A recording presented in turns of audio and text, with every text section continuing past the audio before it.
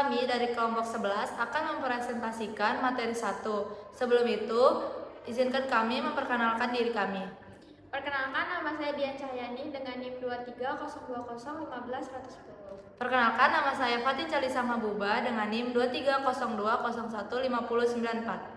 Perkenalkan, nama saya Rosita Rizky Utami dengan NIM 2302015035. Perkenalkan, nama saya Sunia Febrianti dengan NIM 2302015014. Kami dari Universitas Muhammadiyah Profesor Dr. Hamka, Fakultas Ekonomi dan Bisnis, Prodi S1 Akuntansi, mata kuliah Akuntansi Manajemen, dengan dosen pengampu Bapak Bambang Tutuko.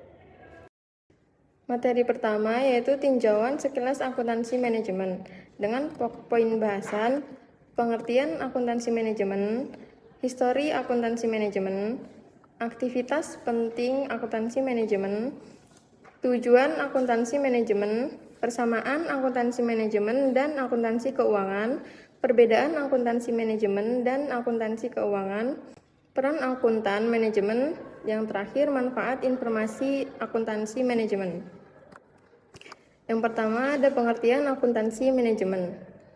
Akuntansi manajemen adalah salah satu bidang akuntansi yang tujuan utamanya untuk menyajikan laporan-laporan suatu satuan usaha atau organisasi tertentu untuk kepentingan pihak internal dalam rangka melaksanakan proses manajemen yang meliputi perencanaan, pembuatan keputusan, pengorganisasian, dan pengarahan serta pengendalian.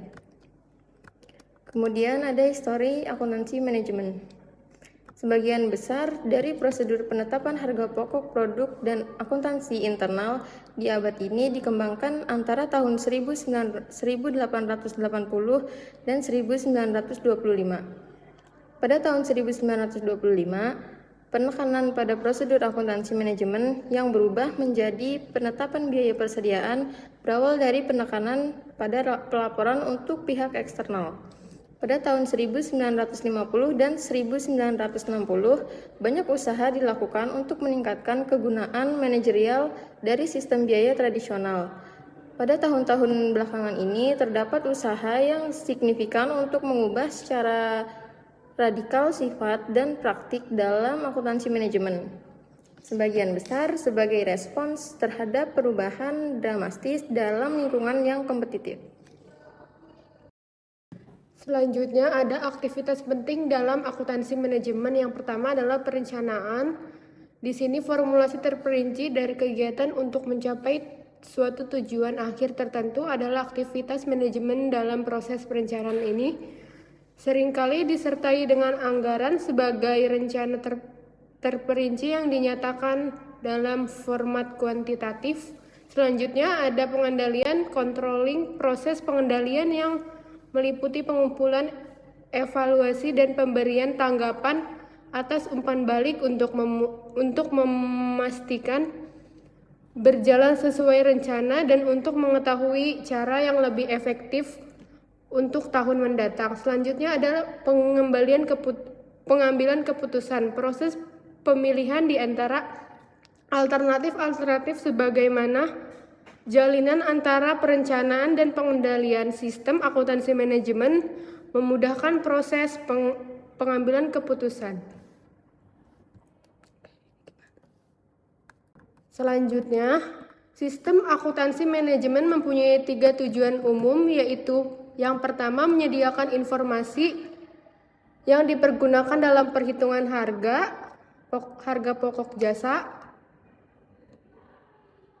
produk, dan tujuan lain yang diinginkan manajemen. 2. Menyediakan informasi untuk pengambilan keputusan. 3. Menyediakan informasi yang digunakan dalam perencanaan, pengendalian, pengevaluasian, dan perbaikan berkelanjutan. Selanjutnya, persamaan akuntansi manajemen dan akuntansi keuangan. Keduanya berdasar pada sistem informasi akuntansi mempunyai 2 sistem pengumpulan data berbeda yang berdampingan akan merupakan pemborosan uang. Karena alasan ini, akuntansi manajemen memanfaatkan seluas-luasnya data akuntansi keuangan yang dihasilkan secara rutin. Meskipun akuntansi manajemen memperluas dan menambah data tersebut. Kedua, baik akuntansi keuangan maupun akuntansi manajemen sangat bersandar pada konsep pertanggungjawaban atau kepengurusan. Akuntansi keuangan berkaitan dengan kepengurusan perusahaan sebagai sesuatu keseluruhan, sedangkan akuntansi manajemen meluas sampai personalia terakhir dalam organisasi yang mempunyai tanggung jawab apapun atas biaya. Selanjutnya ada perbedaan akuntansi manajemen dan akuntansi keuangan. Akuntansi manajemen itu fokus internal, tidak mengikuti aturan, informasi keuangan dan non-keuangan. Informasinya dapat bersifat subjektif, lalu penekanan pada masa yang akan datang. Evaluasi dan keputusan internal didasarkan atas informasi yang sangat terinci, lalu sangat luas dan multidisiplin. Kalau akuntansi keuangan itu fokus eksternal, lalu mengikuti aturan tertentu dari pihak eksternal. Informasi keuangan bersifat objektif, berorientasi pada historis, lalu informasi mengenai perusahaan secara keseluruhan. Yang terakhir itu lebih independen. Selanjutnya ada peran akuntan manajemen. Akuntan manajemen bertanggung jawab untuk mengidentifikasi, mengumpulkan, mengukur, menganalisis, menyiapkan, menginterpretasikan, dan mengkomunikasikan informasi yang digunakan manajemen untuk mencapai tujuan dasar organisasi. Akuntan manajemen perlu sensitif terhadap kebutuhan informasi para manajer. Akuntan manajemen berfungsi sebagai anggota staf dari organisasi dan bertanggung jawab menyediakan informasi. Mereka biasanya terlibat secara dekat dalam proses manajemen sebagai anggota penting dari tim manajemen.